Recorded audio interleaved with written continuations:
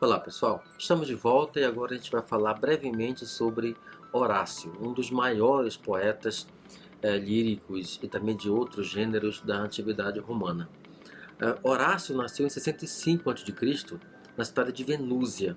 Ele era filho de escravos libertos que viviam da agricultura numa pequena fazenda e teve de rumar para Roma e depois para Atenas a fim de estudar.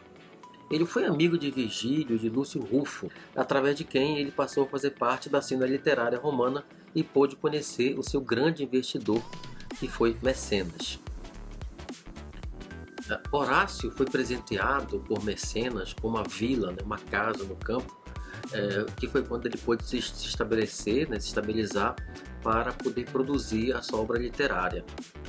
E mesmo quando Mecenas morreu, ele deixou em seu testamento um pedido para que Augusto não esquecesse de Horácio, para continuá-lo patrocinando. E Horácio foi muito grato a Mecenas. Numa das suas odes, Horácio escreveu o seguinte: infelizmente, se um mau golpe viesse e levasse contigo uma parte da minha alma, de que me importaria outra, que já não vive e que já foi, sobrevivendo a ti, mas não inteiro. Esse dia vai trazer a ruína de ambos. O meu juramento não é falso. Eu vou sim, eu vou, para onde quer que você vá, pronto para acompanhá-lo na última viagem. Horácio foi fiel à sua promessa, e antes de passarem 2 meses, em 27 de novembro do mesmo ano, o poeta Horácio morreu, provavelmente em Roma, aos 56 anos de idade. Foi enterrado no distrito de Esquilino, não muito longe de onde estava o seu querido amigo e protetor Mecenas. Deixou para trás uma obra que ele próprio tinha considerado mais durável que o bronze, Aere Perennius, e como vemos, o tempo não lhe parece ter negado a razão. Sobre Horácio, Grimal faz o seguinte comentário: Horácio traz em sua poesia a sabedoria popular, a malícia da sua raça e também esse sentido da vida, esse gosto pelo pitoresco, que foram sempre inseparáveis do sul italiano. Ele traz também pela primeira vez, talvez, uma preocupação que sempre estivera presente no espírito dos gregos, mas que Roma não conhecera até então: a da beleza pura, da perfeição formal, do belo poema, escrito unicamente por prazer, como um oleiro antigo que gostava de modelar e decorar um vaso, apenas para fazer dele uma coisa bela. Suas odes são assim cheias de sol, de alegria, mas também de sabedoria e de serenidade, mesmo ante a fuga do tempo e a velhice que se aproxima. De fato, junto com Virgílio, Horácio é um dos maiores poetas da literatura latina, defendido por Carpo como o poeta dos poetas, por ele ter exercido uma grande influência entre os poetas cultos de todos os tempos e por ter criado versos e expressões que se tornaram memoráveis. Quem não conhece as expressões carpe diem, est modo in rebus, ode profano vulgus, exege monumentum aere perennius e tantas outras. Podemos distinguir 3 fases da sua produção poética: a poesia satírica, a poesia propriamente lírica e a poesia reflexiva. A poesia satírica. Do período juvenil de sua vida, 2 livros que contêm 18 sátiras, também chamadas de sermones, por serem considerações leves sobre os costumes do seu tempo. 17 poemas que atacam violentamente pessoas de sua época, chamados epodos ou iambos, seguindo o modelo do poeta grego Arquíloco. Realmente, no gênero da sátira literária, Horácio foi o maior poeta latino. A sátira horaciana difere da antiga porque acentua o lado extravagante dos homens. A poesia lírica, propriamente dita, é da época da maturidade do poeta Horácio.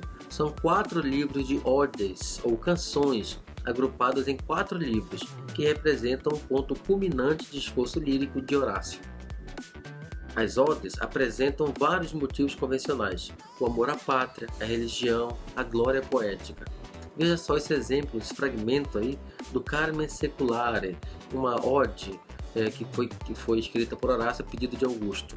Ele começa assim: ó deuses, Concedei costumes puros à doce juventude, ó deuses, e descansa a plácida velhice, e ao povo romano riqueza, numerosa descendência e toda a glória. Essas odes, que são variadas quanto à métrica, extensão e assunto, e até mesmo quanto ao estilo e tema, dessas odes, então, Horácio pretendeu ter introduzido em Roma os metros eólicos, muito embora, são medidas gregas, né? Muito embora antes dele Catulo já os tivesse manipulado. Horácio desenvolve temas diversos nessas suas odes, né? Alternando poemas longos com outros poemas mais curtos, empregando versos iâmbicos ou datílicos. O poeta canta a juventude, o amor, os prazeres do vinho, a alegria da vida. Dirige-se aos deuses, relembra lendas mitológicas, exalta o civismo e o espírito patriótico. São odes dedicadas a Mecenas, a quem é consagrada a primeira ode do livro, na qual o poeta lhe agradece o apoio recebido após tê-lo exaltado. As odes são escritas numa linguagem elevada e cuidada, ornamentada sem exagero ou sobrecarga, numa ânsia de perfeição. É nas odes que encontramos algumas das principais ideias de Horácio, retomadas mais tarde pela poesia de todas as épocas. De um lado, vamos observar ali o desejo de aproveitar o momento presente, a sede de viver, o famoso carpe diem. Afinal, a vida é breve e a morte é certa. É nas odes, ainda, que encontramos o Horácio que se coloca a serviço da política de Augusto, divulgando os princípios da moral antiga, elogiando a virtude, exaltando a glória de Roma, justificando os métodos empregados pelo Princeps para assegurar a paz, falando do papel da juventude, apregoando a reforma dos costumes, glorificando Augusto, referindo-se à reconhecida gratidão de Roma por ele, e lembrando os feitos de Druso e Tibério, os enteados do imperador. O mesmo espírito patriótico encontrado nas odes cívicas, em que pesa o fato de terem sido elas escritas por encomenda ou como agradecimento, está presente no Carmen Seculare, esse que eu acabei de ler para vocês, que foi um hino composto, como eu disse, por Horácio para ser cantado por um coro de 27 moças e rapazes durante a realização dos Jogos Seculares, promovidos por Augusto em 17 a.C., em honra ao deus Apolo e Diana. Para escrever esse cântico, o poema se inspirou em versos sibilinos e antigas inscrições na tradição romana. Simples e ao mesmo tempo elegante, o cântico secular revela sentimentos nobres de piedade e amor à pátria. Já a sua poesia reflexiva, da última fase da vida do poeta,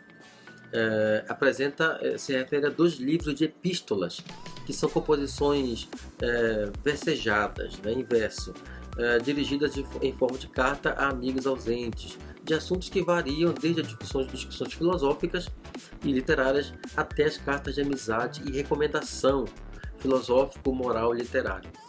A mais famosa epístola de Horácio é aquela, que foi chamada posteriormente de Ars Poetica, arte poética, a carta escrita aos Pisões, posteriormente, como falei, conhecida como arte poética por Quintiliano, em que é exposto o pensamento horaciano sobre o conceito e estrutura da poesia dramática, seguindo o exemplo da poética de Aristóteles.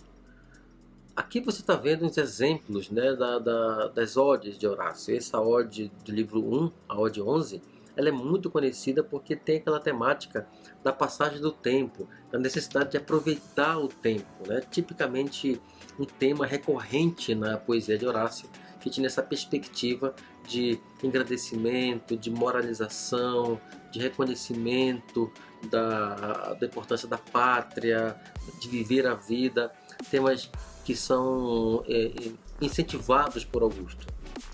Aqui você está vendo, nessa poesia que você está vendo na tela, esse tema recorrente, quando aparece o famoso Carpe Diem, aí no último verso, olha, Carpe Diem, quam minimo credula postero. Aproveita o momento, o menos crédulo possível no dia seguinte.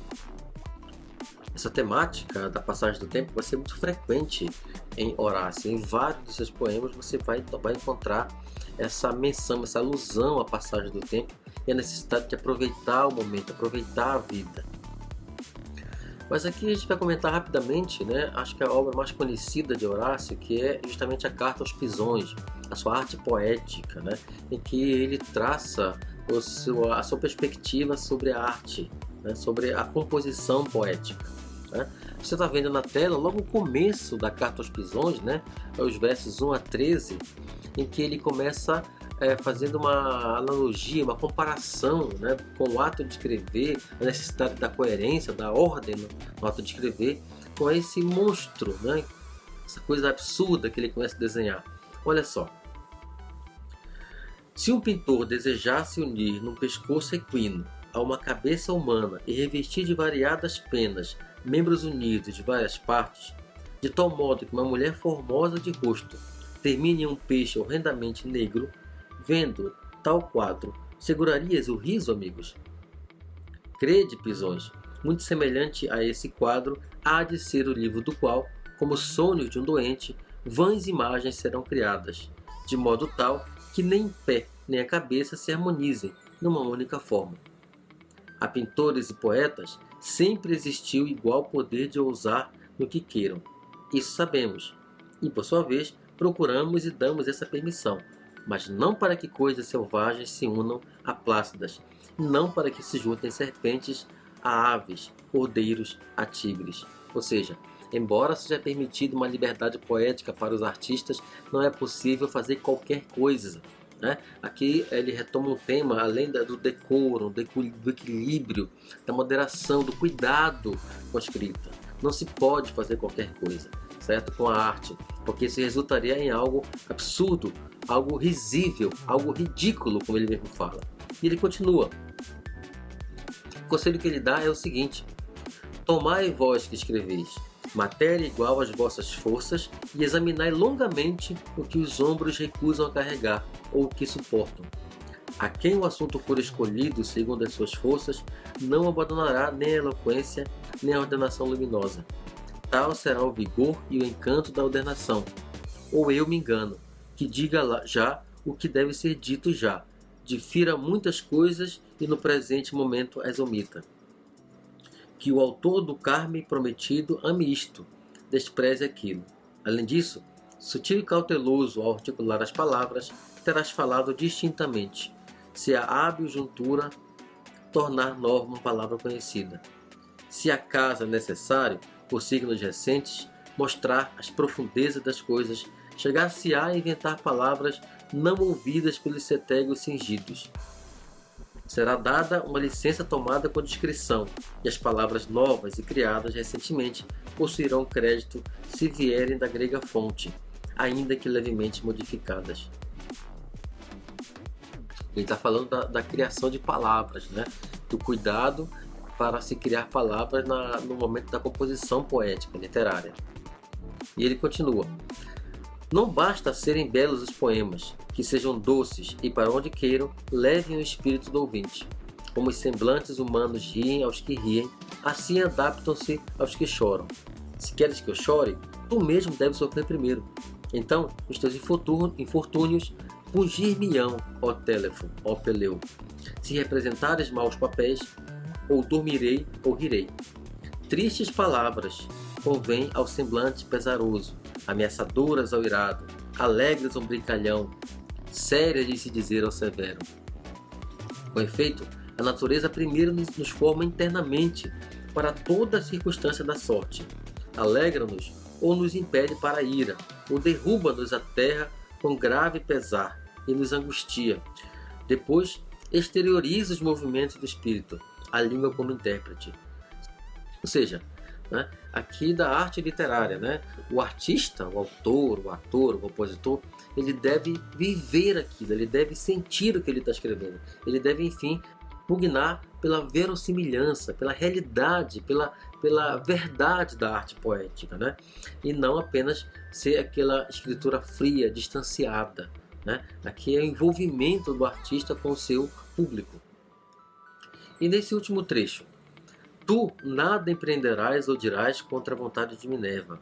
É esse o juízo que deves ter e é essa a opinião. Se, contudo, um dia escreveres alguma coisa, que chegue aos ouvidos do crítico Mécio e aos do teu pai e também aos meus, e até o 9º ano encerre esses percaminhos guardados. Poder-se-á destruir o que não publicares. Palavra dita, não conhece volta. Minerva é a deusa da sabedoria, né? Então, o que se escrever deve ser muito bem pensado, muito bem calculado, porque é assim que se chega a uma obra da qual não se arrepende, porque uma vez escrita, ela já não pertence mais somente ao autor, né? Está lançado para o público. E então deve se refletir muito sobre o que vai publicar. Olha só o conselho interessante que ele dá aqui, né? Ele diz assim, que até o 9º ano encerre sem pergaminhos guardados. O que você escrever, você tem que guardar por 9 anos, 9 anos, para só então pensar em publicar. E se não publicar, destruir. Por quê? Porque depois que você publica, depois que você veicula a obra, não tem mais jeito. Né? Bom, essas são algumas das características da poesia de Horácio, brevemente apresentadas aqui. Né? A gente não vai dar muita ênfase nesse autor, mas ele é, sem dúvida, um dos poetas mais importantes, talvez o mais importante da literatura latina em termos de poesia, certo? Um poeta de grande valor, de grande qualidade, de grande talento artístico, né? Uma pena que não dá pra gente aprofundar esse artista, né? Porque o tempo não permite. A gente vai falar de outras questões, mas é um poeta, Horácio, muito importante na literatura dos romanos desse período clássico, tá bom, gente? Sem dúvida o maior poeta, tá bom?